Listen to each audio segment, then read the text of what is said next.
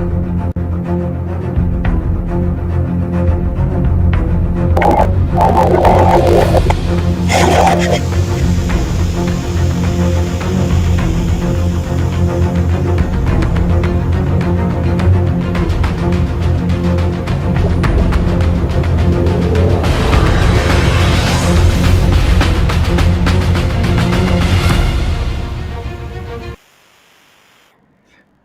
morning, good afternoon, good evening, and good night, depending on where in the world you are joining me from. He, me, I am Alluminati, and this is the Crypto and Cognac podcast show, as always, live every Thursday, 7 p.m. Atlantic Standard Time, sharp, right here on YouTube.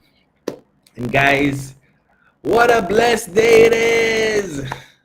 What a blessed day it is! And you know, wherever me there, any day, yeah. What may I do? Right there, that's it. Wherever me there, any day, yeah. Right?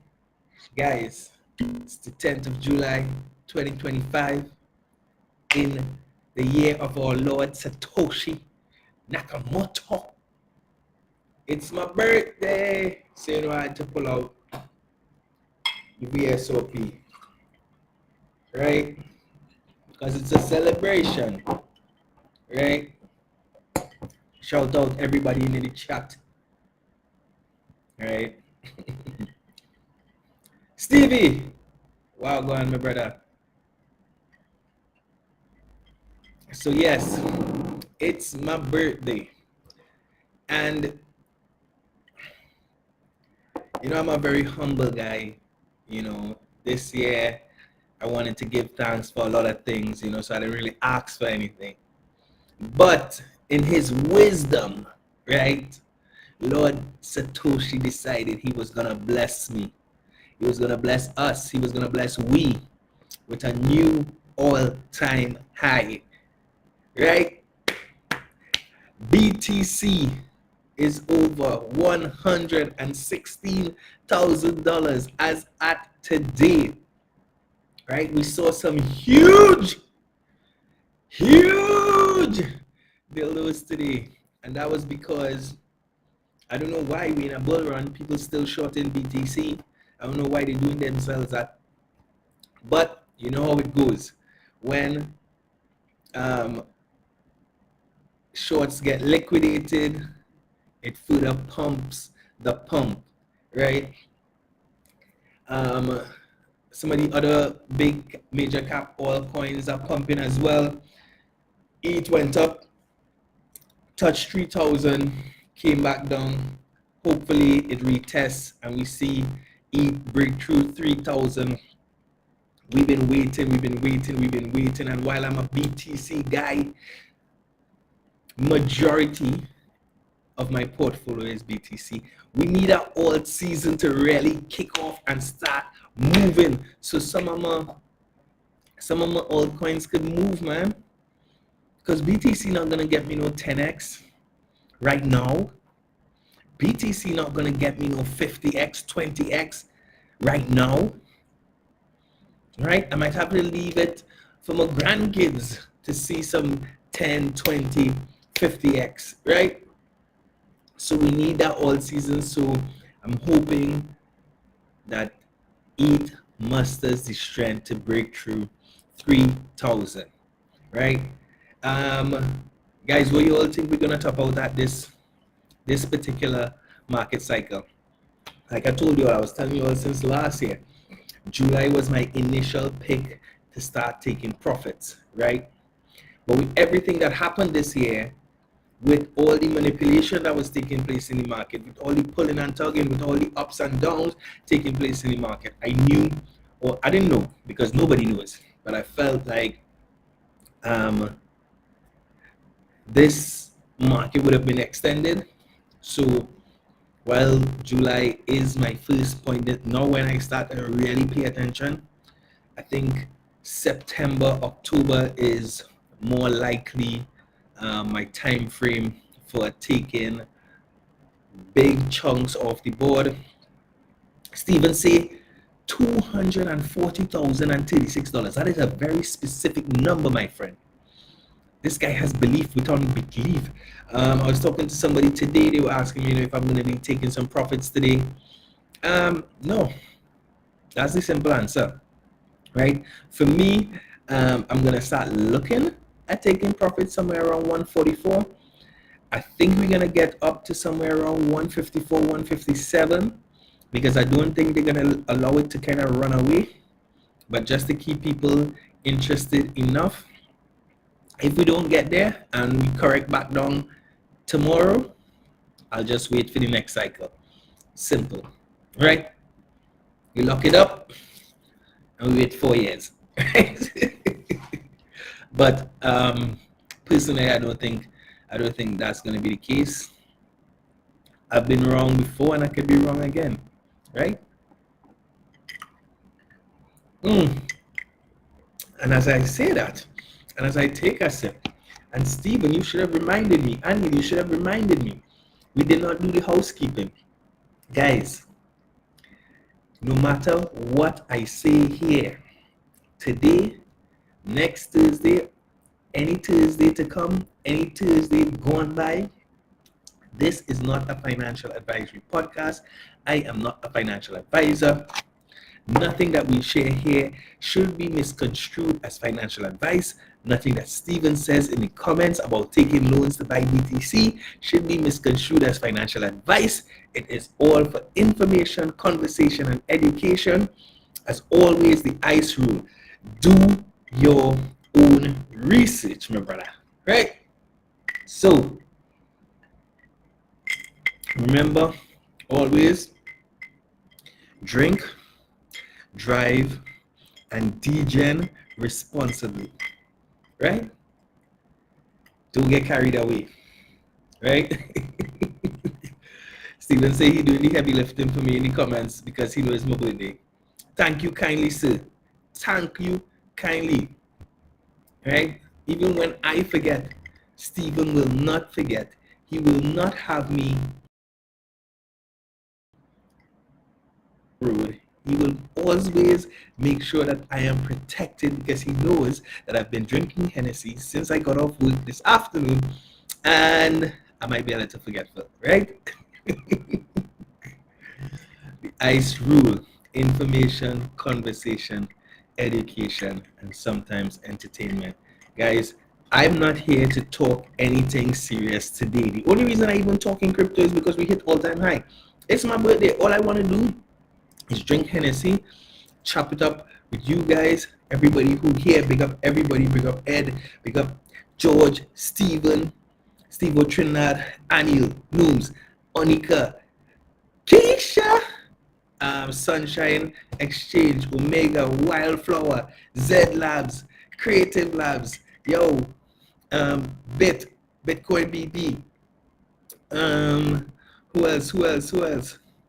Everybody who's supported me in the crypto space, Crypto Rastas, who else? Big up everybody who showed love over the last several years. I have now seen five birthdays: 2020, 2021, 2022, 2023, 2024, and now 2025. 5 birthdays of doing the podcast now, and it's always a blessing to be here with you guys. You guys really keep me interested, keep me excited, keep me focused on sharing the good news according to Satoshi. Big up. Stephen say, buy half groceries, pawn your jewelry. Listen, enjoy a little bit of life, but if you have kids, if you have grandkids, if you have hopes of being around for your retirement, I would say put a little bit away in preparation for your retirement.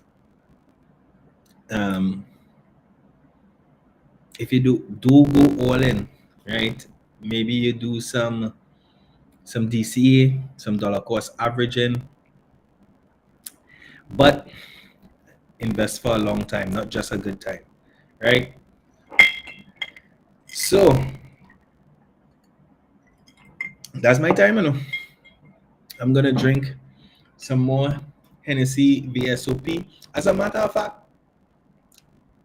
people recently have been asking me over and over, and I'm gonna save this as my final pour. This is the final pour for today's podcast. People ask me all the time, why am I so obsessed with Hennessy? And I'll tell you why. I grew up relatively poor, right? Why I say relatively poor? Because we had things, we had a house over, we had a roof over our heads and whatever. But you know, we didn't really have things. There were days when you ask him whether where you eating the bake with, and she say your mouth, right?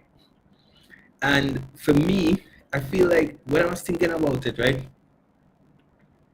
luxury items wasn't really a thing. I think the most luxurious item you thought about was like Nikes. Nikes was a luxury item back then. And as I started to work and I started to socialize and I started to party and that kind of thing, and I kind of started to drink. Back then we were drinking mad amounts of rum and coke, mad amounts of screwdriver, until I started trying different things and I found Hennessy. And as I started kind of investigating about Hennessy, I learned about the fact that Hennessy was one of the oldest cognac brands. Cognac was perceived as a luxury item, but Hennessy in particular, one of the oldest, was a luxury liquor, right? And I learned about the the master blenders who ensure that every single bottle of Hennessy was the same, had the same taste, had the same consistency. And these guys, that was their full-time job, to make sure that every eau de vie, every blend of Hennessy that came out of the eau de vies was ensured to have the same taste, the same quality, right? And it was the first time that I realized that, you know what, me as a young man from Tobago coming up, I was able to enjoy Hennessy or a luxury item at the very same level as the biggest stars in the world, kings, queens, royalty, anybody, right? And it's so interesting that VSOP is my favorite, right? I've had EXO parodies, Richard Hennessy. I've had some of the more higher end ones, but VSOP continues to be my favorite. Pure white, but VSOP continues to be my favorite. And it's interesting that VSOP was initially, I think which king it was, boy. I've been drinking a while. But anyway, it was initially created for a king, I think a king of England, who heard about Hennessy, who heard about cognac, and decided that, you know what, he wanted a special, more palatable, more prestigious blend for himself.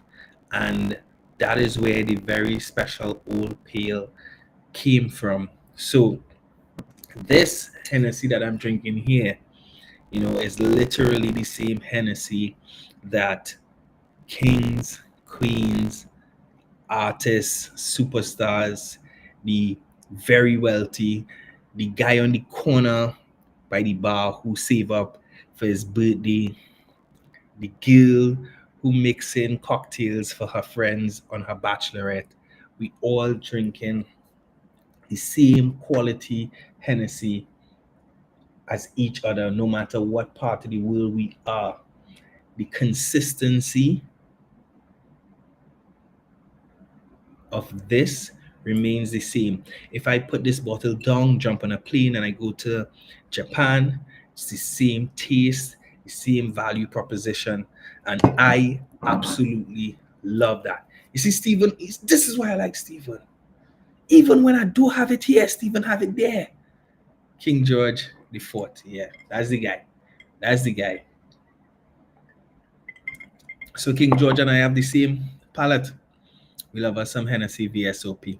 And that was back in 1817. Yep. Thanks to my librarian, Stephen Renrick. So guys, again, thank you for being here with me. Thank you for celebrating another year with me. If nobody else show up, I know you guys gonna show up. I know Stephen gonna show up. So it's a pleasure celebrating another trip around the sun with you guys. Adoption, more than ever, is inevitable. Illuminati out. Guys, be blessed, be safe, continue to put good into the world, and it will come back to you. Yeah? Be good. Illuminati out. Bless.